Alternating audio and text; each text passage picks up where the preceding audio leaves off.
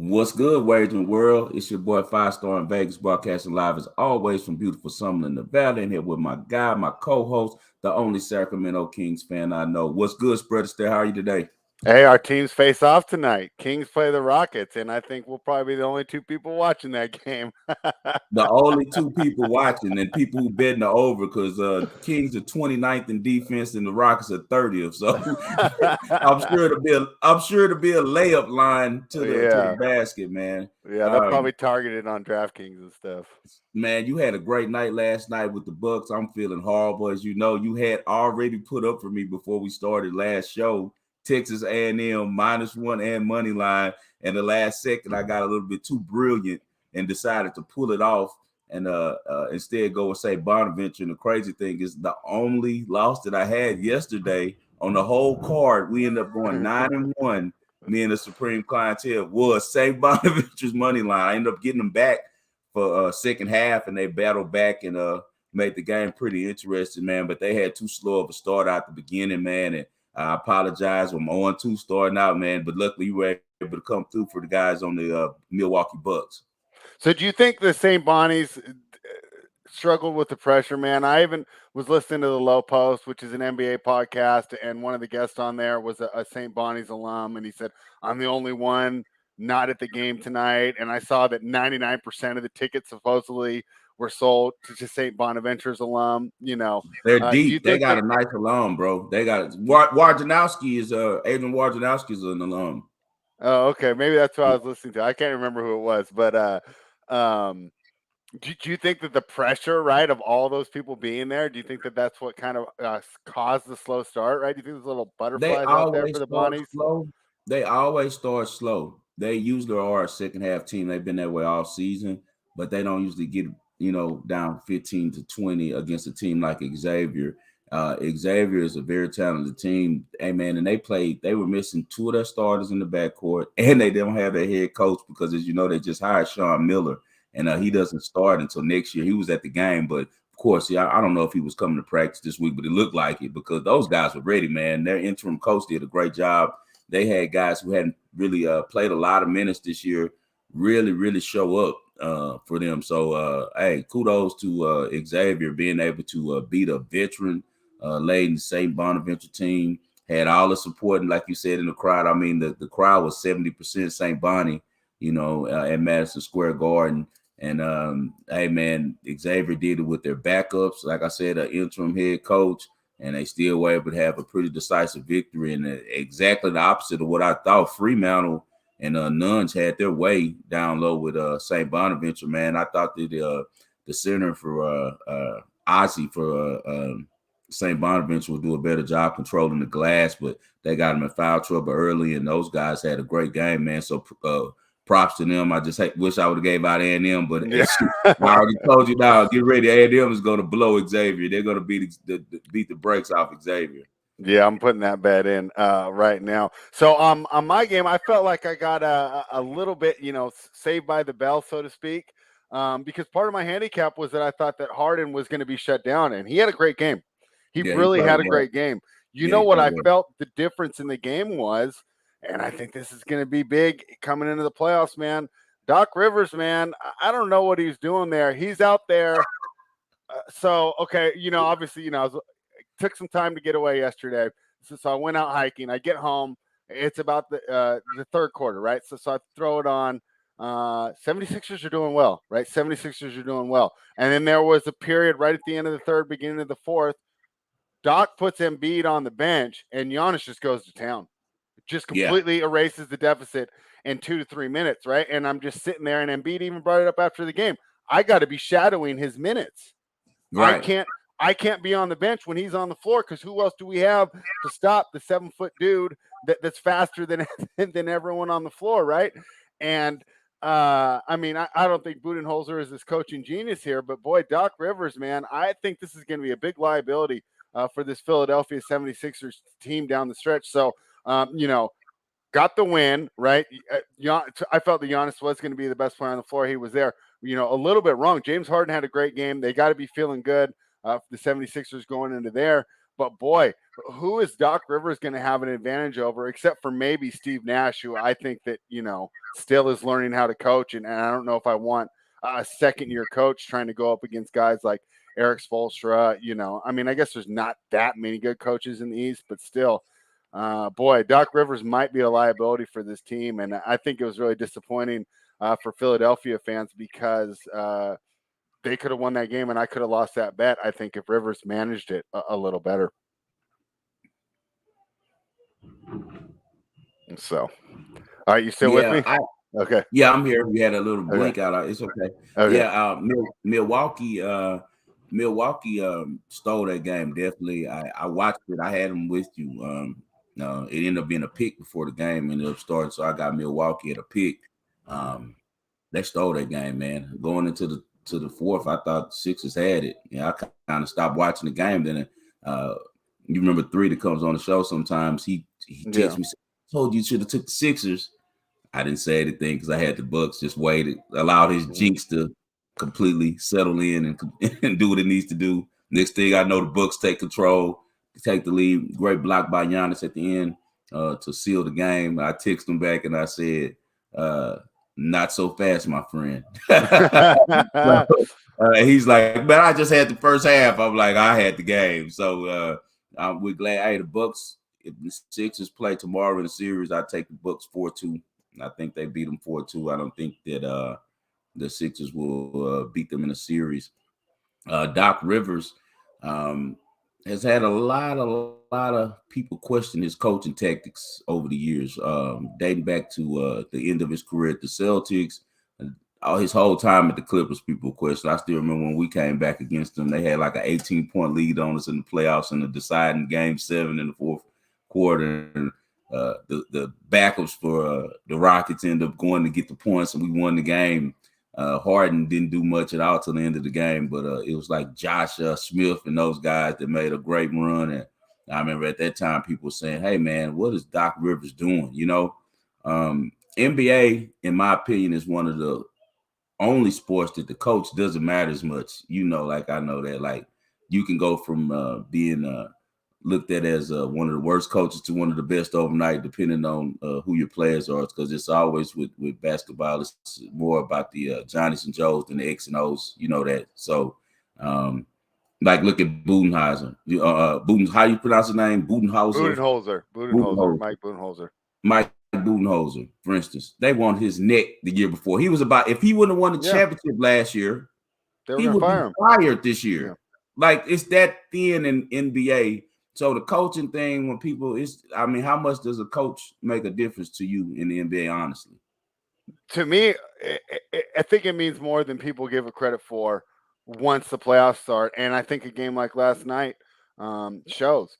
And you're right, as far as the X's and O's, it doesn't matter. But you know what these guys need to do is manage egos, right? And manage these guys in the locker room. And another thing that I'm going to go ahead and smash Doc Rivers for was his handling of the Ben Simmons situation with Joel Embiid. So I'm going to take this back to when I worked at UPS, right? Corporate environment, but we're in a warehouse. We're all screaming. We're all yelling. Kind of has an athletic feel, right? Because we physically need to get the job done, right? Right. So let's say we had a bad day, but my area did great, right? And I tried to go in the meeting and call out my buddies. A good supervisor, a good manager, a good leader wouldn't allow that. He would say, "Oh, so you were perfect." And I felt that Rivers let Embiid throw Simmons under the bus without holding him accountable. You don't do that as a teammate. Unless you are absolutely perfect, you have no right to be going out there calling out your teammates. And people say this about Ben Simmons and that about Ben Simmons. And I'll be honest, I'm not very impressed with his work ethic. And I think that, at the end of his career, he's probably going to be one of those great what ifs, right? Yeah, he will be. He will be. But regardless, Embiid should not have been doing that, and the fact that Rivers kind of allowed it and even played into it, I think, led to the schism. Now the guys weren't really that, they weren't going to mesh that well, anyways. Their style of play, they both need to be down low, not enough space. It always was going to be one or the other. It was always going to be one or the other. Yeah. But the way he handled that and basically, they ended up getting Harden out of the deal, but we'll see. I think if they would have handled it better, they could have got a lot more for Simmons and avoided that whole mess at the beginning of the season. So as great as Doc Rivers was, I don't really think he's that good anymore. Well, that goes back to at the end of the day, even 30 years later, that's why he's so successful in the regular season.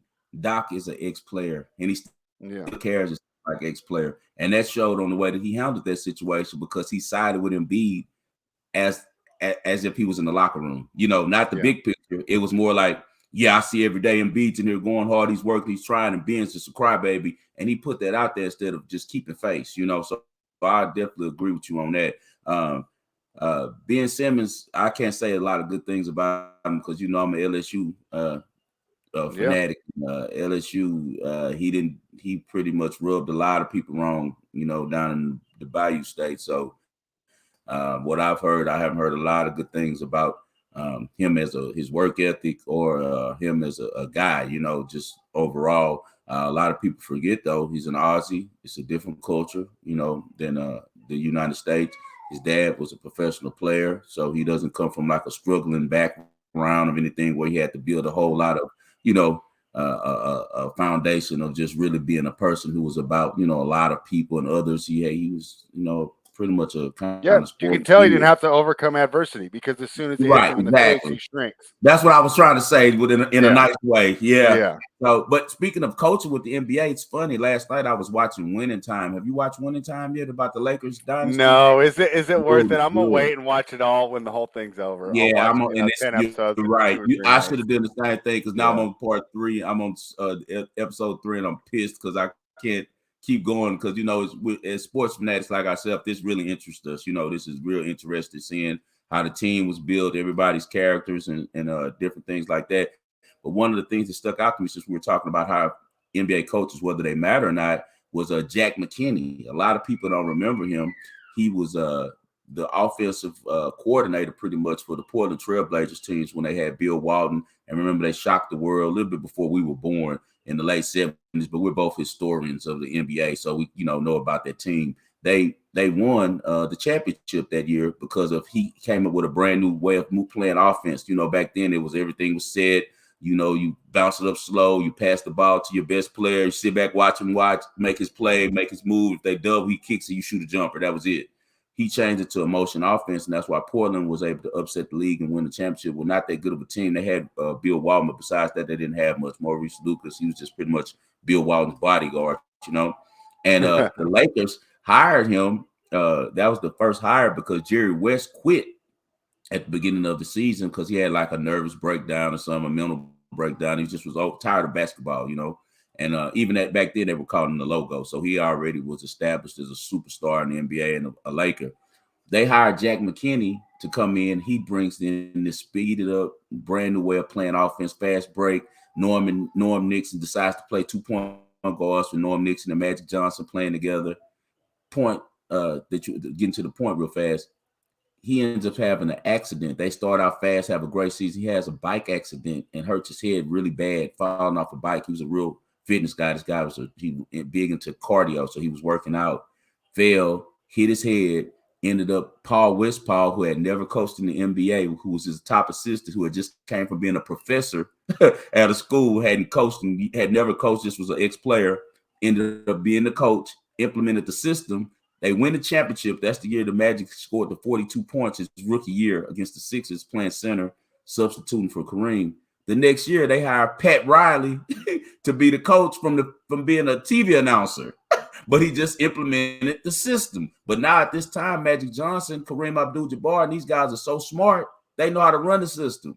You see what I mean? So how big is coaching in the NBA? You see what I mean? So I really think that the NBA is one of those sports. Just for Steve Nash, you just said he can't really coach. It doesn't really matter if KD and Kyrie are on and running off. But here's where it matters. You still got to manage these guys, and you still have to be the adult, right, or be the guy in charge. You can't. KD wants to play every minute. Okay, that's cool until you go to overtime in Game 7, and KD's walking mummy, and Budenholzer, who's rested his guys, has Giannis going up and down there. Right. You see what I'm saying? I mean, there's still things that you need to do. You're right. I mean, like I could win 50 games if I have KD and Kyrie, right? And I'm not good at executing. You know enough basketball to win 50 games with them. Yeah, But you know, if I'm matching wits with Eric Spoelstra or Greg Popovich or guys who really know stuff, I'm not going to be able to hang. And I feel that, you know, and Nash might get there. It's just you're a rookie coach and you got this guy Kevin Durant, who's arguably the best player in the league. You don't want to upset him, so he says, "Don't take me out, coach." But you know, I think a coach with, you know, Popovich would have been, "No, get over here. You're going to rest for 4 minutes at the beginning of the fourth. We need you fresh at the end." Right. Right. So Popovich is that, the best ever probably right now. He's probably the currently the best coach in the league. Eisberg, he's not even going to see the playoffs this year, you know, and he doesn't yeah, have that bad of a team. You have to have those guys though at the end of the day in yeah. the NBA. You know what I mean? You have to, Mhm. and Jack McKinney pretty much introduced why I want to drop his name is he pretty much, rest in peace to him. He pretty much introduced modern basketball, and modern basketball is less about running the plays. It's more just about motion, movement, and players playing off of instinct, and that's what we're dealing with now. That's what makes it where coaching is, because he really was insisting to those guys like, hey man, stop looking towards me at the sidelines. Stop looking over Yeah, here. I'm not calling nothing. Just run, keep moving. So that's pretty yeah, much what the new game is, and that's why I say coaching does matter, but just not as much due to how important the NBA player is. Let's get to the yeah. ball and parlay today, man, so we can get these guys some winners, man. Good discussion though about coaching. I love that. Yeah, it's a lot of fun. So tonight I'm going with the Dallas Mavericks -2 here. They're playing the Cleveland Cavaliers. You know, the Cleveland Cavaliers is a great story, and you know, people like the underdogs are going on root for them, right? You know, they've only ever had success with LeBron James. Now they finally get this great squad together, and of course, it was on the backs of two great draft picks, Darius Garland, and then recently Evan Mobley. Right, You know, and they also got Jared Allen. I mean, that was a Houston, right? I don't know why they gave him up there. I thought that, you know, Cavaliers got the better of that trade. they definitely Um, did.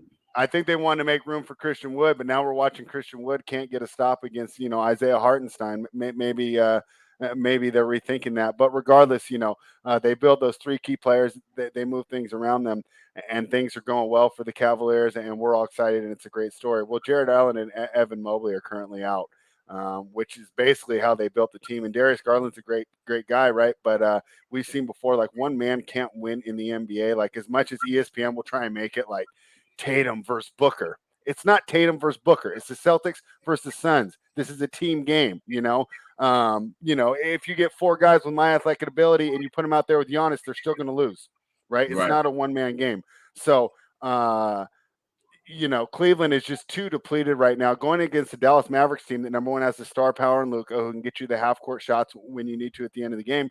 But Jason Kidd, right? He's got this team to commit to defense, and I think, you know, underrated addition there. Reggie Bullock kind of adds them some more perimeter defense to already go with their premier defender Dorian Finney-Smith, right? So I have two different guys to put on the perimeter to slow down guys like Darius Garland tonight. And as great as Darius Garland is, and as excited as I am for the rest of the career, I think that carrying this current iteration of the team is too much for him going against the Mavericks team, who I'd say probably has the third best chance to come out of the West. So really a true contender here in the NBA, going against the Cavaliers team that was really good but really struggling with injuries. I'm going with the Mavericks -2. Right. So spread's going with the Mavericks -2 on the road. I actually looked at that last night at -4, and I'm still wondering why it dropped. Because Dinwiddie got ruled out. No Uh, Dinwiddie I tonight. don't think Dinwiddie's worth 2 points with the Mavericks. They're a pretty versatile team and deep. Right. So I like that bet a lot. So he's going with Dallas -2 on the road. It's no college basketball tonight. And as we get to the end of this thing this weekend, and on Monday actually will be the last college basketball game. So I'm gonna have to start tailoring my system to do some NBA, man. And I'm gonna go with a player prop tonight. We're gonna go with Jalen Green over 20.5. Jalen Green has been very hot lately since the All-Star breaks. He's averaging 20 points per game, and that was with Christian Wood, that the aforementioned Christian Wood that I don't understand why Stone held on to instead of gaining a real rim protector, and he just decided to keep Christian Wood, a 7-footer who just wants to do step back 3-pointers, but that's a different topic. He won't be in the lineup tonight, so that means that the offense will run through Jalen Green like I like it to run. That's why they looked so well last game against the Spurs. The Rockets took it right down to the end. It's a youth movement right now going for the Rockets, and they're also trying to position themselves into a place where they can end up in the top 3 when the lottery pick. When they add this one more player, I'm looking to a very bright future for my Rockets, perfect timing with their trade. Harden ended up delivering Jalen Green, and Jalen Green has been a delight for me to watch. Only things he's missing right now is the refs knowing him. When the refs know him and respect him, he's going to average 25 a game very easily next year. The refs just right now, they let him get murdered, man. He's already light, and he's going to the rack, getting killed because his first step is light, and he can get to the rack anytime he wants to. I feel like this game is going to be between your Sacramento Kings and my Rockets tonight, pretty much open gym. Neither one of them play defense. I mean, the Kings are 29th, the Rockets are 30th in defense. Young guards, Jalen Green will be playing a very young backcourt in Holiday and Davion Mitchell. It's nobody they could say to maybe put the locks on. I think Harrison Barnes is playing tonight, but I mean, with all the switches and stuff and how the NBA is free flowing now, he can't just run around and stay with Jalen Green one-on-one the whole game. So Jalen Green is going to get his in transition. He's going to get his also in the half court because, as I said, Christian Wood is out. So that means that the offense will be going through him. He had 30 points against the Spurs last time. He's very hot. He's got his mind on trying to win the Rookie of the Year. It's coming down between him and Cade Cunningham with now the injury to Evan Mobley. Cunningham's playing well, and I'm sure that Jalen Green's keeping an eye on everything he does. Those guys are pretty much knowing that their careers are going to be compared to each other the rest of, the whole time in the NBA. It's going to be Cade versus Jalen, and who made the right decision, because Detroit could have took either one, and they just decided on Cade.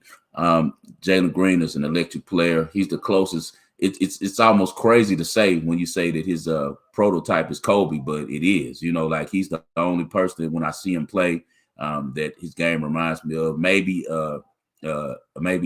Eddie Jones. That's still the same type of game. Acrobat or near the rim, quick first step, great jumper, great step back. Just a real artist when it comes to scoring the ball. And I think he won't have a problem going over 20.5 at all. I expect him to score close to 30 points tonight because, as we said, it's going to be a open gym, freewheeling game, two teams that don't play any defense but get up and down the court. So we're going with the ball and parlay tonight.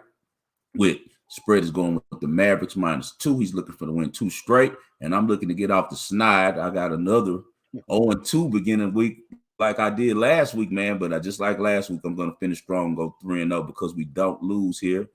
It's the best 15 minutes in sports betting, and we give the best information. Most of all, we give winners. So anything for the people spread before we get out here? We got to go watch this match. We got a little money on Bedoza. yeah. She started strong. Now she dropped 2 games. Man. You heard me? They broke each other the first 2 sets. Yeah. I mean, first 2 down games. Love 30 right now. She down Love 30. We gotta dial in. Yeah, we got to lock in. in. No, I'm excited about these plays though. A great look on Jalen Green. It's funny. Same thing he did last year. So I watched him in the G League right beginning of the year, and I texted my buddy who was telling me Jalen Green. I said, bro, Kuminga's better than him, right? And this is the very beginning. By the end of the G League, I'm like, okay, I see what you're saying. This is the man right here. He's the guy. Same thing this year. Like a lot of people, Jalen Green. It's like the kid's 19 years old going to the NBA, right? And you got KPJ over there doing all this stuff. Now he's starting to get comfortable. Don't judge these guys too early. I think he's got a great future in the league. So I love that play tonight. Looking forward to cashing both these tickets.